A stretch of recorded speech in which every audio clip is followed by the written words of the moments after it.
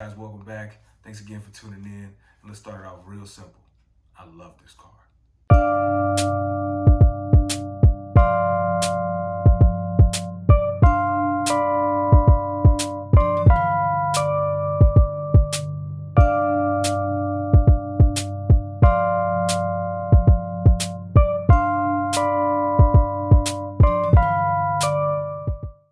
So I've had the car 6 months now, got delivery in September of 2020. And let me tell you, there are a few big things that I want to touch on with this review. Again, still trying to keep it short for you all, but I do want to make sure I touch on things that I think you'd be interested in. So number one, let's talk about the range.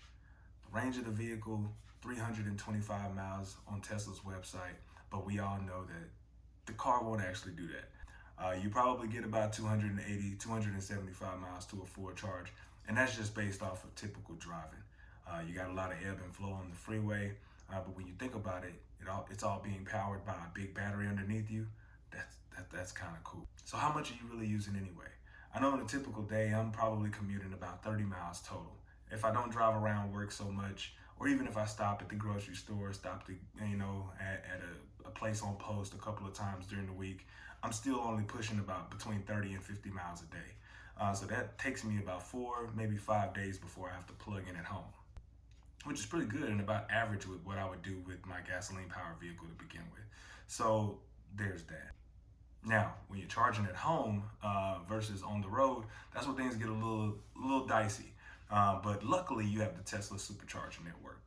You don't have that with a lot of vehicles. Tesla's the only one out there with a proprietary. So if I put Atlanta, Georgia into the navigation, it's going to tell me exactly how many stops I'm going to have to make, how long I'll have to stop. And chances are, if I'm driving at a moderate speed or if I'm behind bigger vehicles while I'm driving, then I'm reducing a lot of the drag. So my mileage actually goes a little bit further. Not to mention the fact that if I do stop at a Tesla charger, whether it's version 2 or version 3, I'm probably only going to be there about 20, 30 minutes tops. And Tesla made sure to put a whole bunch in the car so that if you were bored while you were waiting, you had things to do.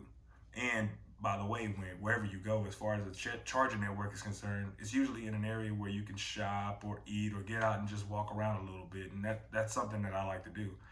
Every 2 or 3 hours of driving on the road, I like to get out and kind of move around, maybe try to, reach some of these workout goals on the watch. But that's neither here nor there.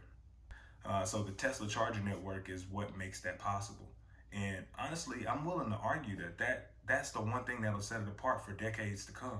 Yeah, it's going to take those other car companies to actually put the infrastructure in place to justify the vehicles. I don't think that it makes sense to build out a vehicle and to have to lean on one of these third-party networks. As much as I like EVgo and some of your others, you do have they're not always working.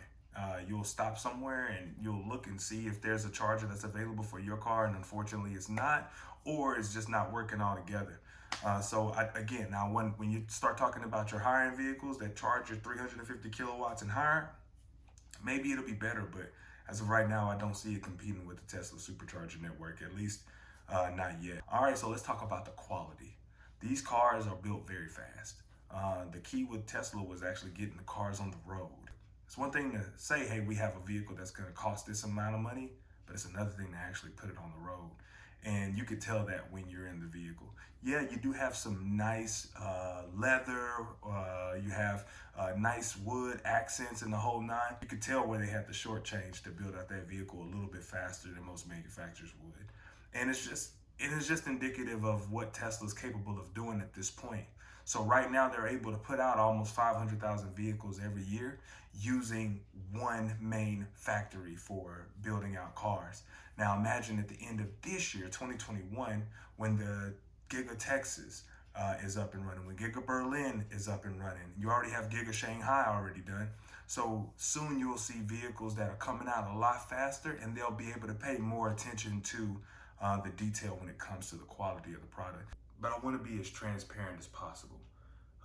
The more manufacturers that start to build out electric vehicles, the better it is for all of us. Quality aside, range aside, drivability aside, I realize that the more we put into the infrastructure, as well as how we are building out batteries, the better it is for us as consumers. The car that I paid $50,000+ for could eventually be $25,000 for someone down the line and brand new.